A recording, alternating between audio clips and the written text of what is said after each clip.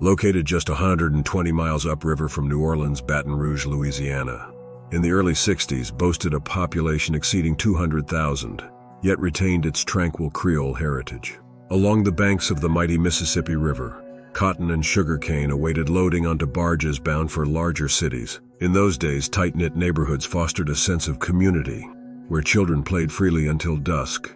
Remnants of a bygone era, streetcars still traversed downtown streets. In June 1962, Yvonne and Norman Gillis celebrated the birth of their son, Sean. However, tragedy struck before Sean's first birthday when Norman, battling alcoholism and depression, suffered a mental breakdown, threatening his own life and that of his family with a revolver. Fearing her husband would harm himself in front of their infant son, she pleaded desperately to dissuade him.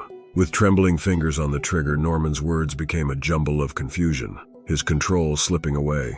After agonizing minutes, Yvonne managed to soothe him, realizing the threat his mental state posed to their safety. Aware of the danger he posed, Norman made the difficult choice to seek help, admitting himself to a mental institution that very day. It marked the start of a long absence, leaving Sean to grow up without a father figure. Yvonne and Sean sought refuge with her mother until she could afford a home of their own in a quiet neighborhood in 1971. However, Sean struggled to fit in, his unconventional interests and social awkwardness setting him apart from the other children. During his early teens, Sean's resentment towards his peers manifested in rebellious behavior, wandering the neighborhood at night and engaging in vandalism. A brief encounter with his father during his grandfather's funeral in 1979 revealed a truth that shattered Sean's already fragile perception: his father's homosexuality and relationship with another man. Disgusted and alienated, Sean severed ties with him, graduating high school in 1980 without close companions or a clear path forward. Sean drifted, working part-time at a local convenience store while feeling unfulfilled. Embracing his nocturnal habits, he roamed the streets at night, a pattern that led to his arrest for trespassing. In the early 1980s, he pursued a certificate in computer science at the community college, leading to brief stints as a programmer, none of which proved enduring. In 1992, Yvonne received a job offer in Atlanta, 500 miles away, prompting a move from Baton Rouge, a change that left the 30-year-old Sean devastated. Having lived under his mother's roof his entire life, Sean pleaded desperately for her to reconsider leaving. Yvonne attempted to persuade him to come with her, offering the move as a chance for a fresh start. But Sean adamantly refused. Baton Rouge held his roots too deeply. He harbored no desire for a new beginning. Her refusal to stay bred anger and resentment towards his mother, perceiving her departure as abandonment. As the departure date approached, Sean distanced himself emotionally, avoiding interaction with her. The night before her departure, he feigned normalcy. But once alone, his pent-up frustration exploded, manifested in broken dishes and damaged walls. In the months following her departure, Sean's neglect of work and personal hygiene worsened, his behavior increasingly erratic with bouts of self-conversation and rage. In 1994, jobless and adrift, Sean's path intersected with Terry Lemoyne's. Introduced by a mutual friend, Sean and Terry quickly bonded over their shared interests and began a relationship. Terry's support led Sean to secure a job, though his lack of enthusiasm caused him to quit after a brief stint. On March 21, 1994, 81-year-old Ann Bryan awaited her visiting nurse at her retirement village home.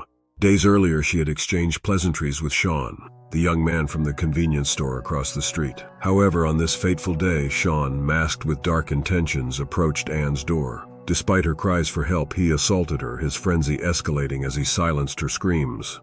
In a moment of panic, Sean ended her life with a knife, leaving behind a grisly scene of violence. He swiftly fled the scene, leaving police puzzled by what seemed like a random attack. Unbeknownst to authorities, Sean Gillis was only beginning his descent into darkness. Meeting Sean was a relief for Terry Lemoyne, who had endured abusive relationships in the past. Sean, though awkward, exuded gentleness, his unassuming appearance belying any potential threat. Despite his quirks, Sean lavished attention on Terry, remembering her preferences down to the smallest detail. Their relationship progressed rapidly, culminating in them moving in together within a year.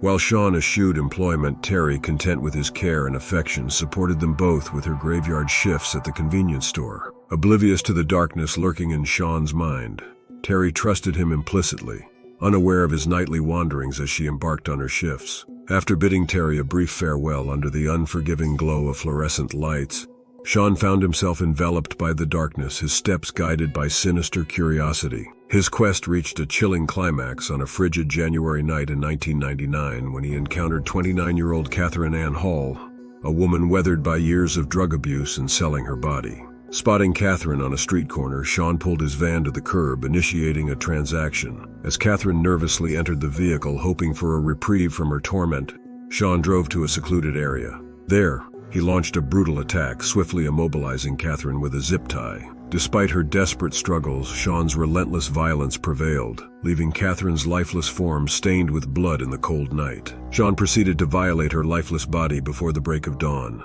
meticulously erasing any trace of his crime by showering, laundering his clothes, and resuming his routine by picking up Terry from work. Several days later, the grim discovery of Catherine's body beneath a dead-end sign in a Baton Rouge suburb sent shockwaves through the community.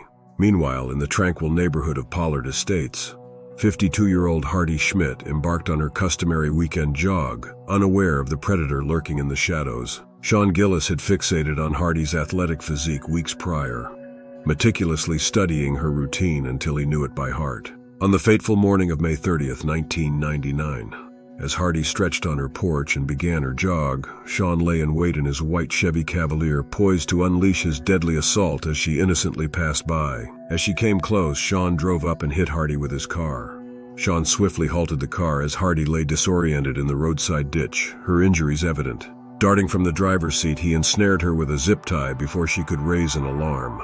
Despite her frantic struggles, the restraint held mercilessly tight, robbing her of breath until darkness enveloped her. With haste, Sean loaded her unconscious form into the back of his Cavalier and sped to a secluded park, where he subjected her to a harrowing assault. After violating her, he tightened the zip tie around her neck until her life slipped away. For 2 agonizing days, Sean concealed Hardy's nude body in the trunk, fabricating excuses for the foul odor that emanated from his vehicle. When her remains were eventually discovered in a murky bayou off Highway 61 in St. James Parish, Sean had already set his sights on his next victim. In November of that same year, he preyed upon 36-year-old Joyce Williams in Scotlandville as she navigated the streets in search of a means to survive. Unaware of the danger lurking behind the mild exterior of the man behind the wheel, Joyce eagerly entered his car, hopeful for quick earnings. Little did she know her fate was sealed as he drove her across the Mississippi River to an isolated spot in Port Allen. There, hidden from view, he launched his brutal assault, swiftly tightening a nylon zip tie around her neck until she lost consciousness. Despite her struggles, the lack of air proved fatal, and Gillis mercilessly tightened the tie until her life ebbed away. With Joyce's lifeless body concealed in the trunk of his Cavalier, Gillis returned to Baton Rouge under the veil of darkness.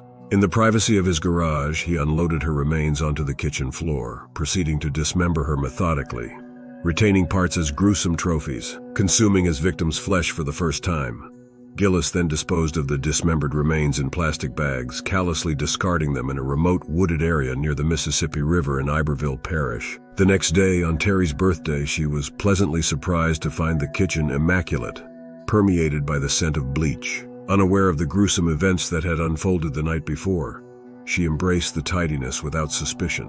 Over the ensuing years, Gillis continued his reign of terror, claiming the lives of several more women in a chillingly similar fashion. In January 2000, he lured 52-year-old Lillian Robinson, strangling her with a zip tie before disposing of her body in the Atchafalaya Basin. Her remains were discovered by fishermen near Interstate 10 on February 10th. In October of the same year, Gillis targeted Marilyn Nevels, who solicited on the streets. Despite her brave resistance, he overpowered her, ultimately bludgeoning her to death with a metal rod. Concealing her body in his car's trunk, he returned home, showered with her corpse, and under the cover of darkness, discarded her along a highway levee before sunrise. Her naked remains were discovered the following month, yet it took authorities several additional months to ascertain her identity. Despite the mounting evidence pointing to a serial killer in Baton Rouge, it wasn't until May 2003 that an arrest was made, though not of Gillis. Derek Todd Lee, responsible for the deaths of at least 7 women in the area since 1992, initially emerged as the prime suspect. However, discrepancies in victim profiles, methods, and DNA evidence led investigators to the unsettling realization that there were indeed 2 serial killers at large. With this revelation, a second serial killer task force was promptly established. Gillis continued his spree in October 2003, targeting 45-year-old Johnny May Williams, a friend who had assisted him with household chores and with whom he had shared past recreational drug use. After driving her to an isolated location, he bludgeoned her to death, mutilating her body before discarding it in East Baton Rouge. In a chilling repetition of his pattern, he claimed the life of 43-year-old Donna Bennett Johnston, a mother of 5 grappling with substance abuse 4 months later. As they cruised through the dimly lit streets, Donna remained oblivious to the sinister intentions brewing in Gillis's mind. In a sudden burst of violence, he ensnared her with a rigid nylon zip tie, mercilessly tightening it around her neck. Despite her frantic struggles, Donna broke free from the car, stumbling onto the road, her screams stifled by the cord constricting her throat. Desperately fleeing down the shadowy street, she found herself trapped by a looming fence. Her breaths labored as panic surged within her. Gillis swiftly closed in, renewing his brutal assault, rendering her powerless as life ebbed away. With callous indifference, he discarded her body in the trunk of his car, then drove to a secluded drainage canal, where he subjected her to further depravity, mutilating her body and documenting the gruesome scene. Donna's nude remains were discovered by a couple walking their dog the following morning. As the Baton Rouge serial killer task force persisted in their investigations, meticulously scrutinizing each crime scene, the hunt for the elusive killer who continued to haunt the city intensified, even with Derek Todd Lee already behind bars. Investigators uncovered compelling evidence linking the attacks on Donna Johnston and Catherine Hall. Traces of the killer's skin trapped beneath their broken nails, along with a stray human hair discovered on one of Johnny Mae Williams' severed wrists, not belonging to the victim. Further analysis revealed matching DNA from all 3 victims, solidifying the link between their deaths. While the subsequent crime scenes yielded no DNA evidence, a crucial breakthrough emerged at Donna Johnston's location: the discovery of faint tire tracks near the scene. Swift action led detectives to identify a rare tire model, narrowing down potential suspects to a select few local owners in Baton Rouge. Among them, Sean Gillis stood out, causing investigators to pause as they continued their inquiries. In April 2004, detectives paid Gillis a visit at his residence under the guise of routine inquiries related to the neighborhood break-ins. Engaging him in conversation, they swiftly discerned suspicious behavior, prompting them to request his presence at the police station for further questioning. Despite Gillis's compliance, his terse response hinted at his unease as he begrudgingly agreed, resigned to his impending fate. Sensing the gravity of the situation, he instructed Terry to check on him at the station if he failed to return by nightfall. During interrogation, Gillis acknowledged driving near the location of the tire tracks and admitted familiarity with Johnny Mae Williams, who had visited his home and even ridden in his car. Despite mounting suspicions, insufficient evidence precluded his immediate arrest, necessitating his release. Before departing, detectives secured a voluntary DNA sample from Gillis, laying the groundwork for future developments in the investigation. As Gillis exited the building, analysts swiftly compared his DNA sample with evidence collected from Donna Johnston's crime scene. The conclusive match provided the breakthrough needed to apprehend Baton Rouge's elusive killer. Later that same night, a SWAT team stormed his residence,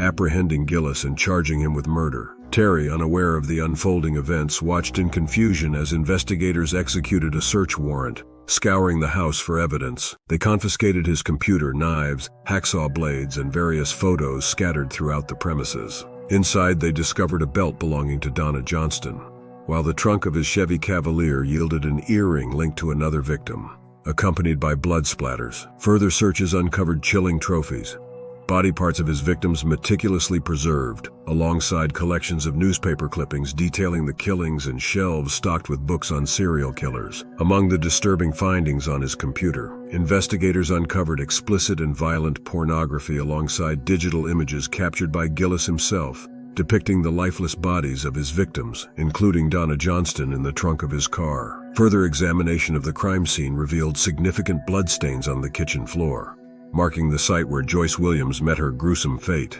Initially defiant during interrogation, Sean Gillis eventually succumbed to the weight of evidence against him. After nearly 24 hours of relentless questioning and confrontation with the damning proof, he confessed not only to the 3 murders for which he stood accused, but also to a staggering total of 8 murders spanning back to March 1994.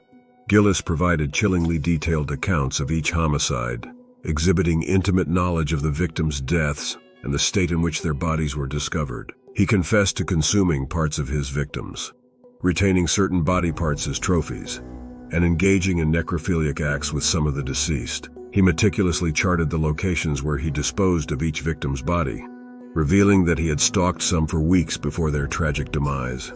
Gillis exhibited a disturbing sense of pride in claiming responsibility for the murders. In July 2008, he stood trial for the killings of Catherine Hall, Johnny Mae Williams, and Donna Johnston, cases directly linked to him by irrefutable DNA evidence. Following 2 weeks of testimonies, prosecutors presented recordings of Gillis's chilling confessions, recounting his heinous acts. Despite attempts by the defense to discredit the DNA analysis, their efforts fell short. Gillis was convicted on 3 counts of first-degree murder. However, during the penalty phase, jurors remained divided on whether to impose the death penalty. With no unanimous decision reached, he received 3 consecutive life sentences without parole. While Gillis confessed to 5 additional murders, the lack of physical evidence hindered efforts to pursue these cases. Nonetheless, many investigators believe he is responsible for numerous other unsolved homicides.